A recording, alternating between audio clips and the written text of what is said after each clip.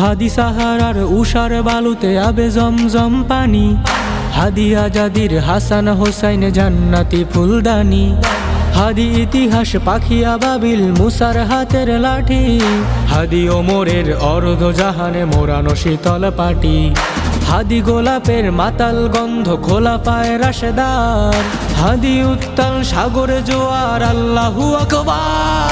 আবু বকরের সিদ্দিকে থেকে আলোর ঝরনায় নে, হাদি জেগেছিল তরুণ আলীর সাহসের সুধা টেনে।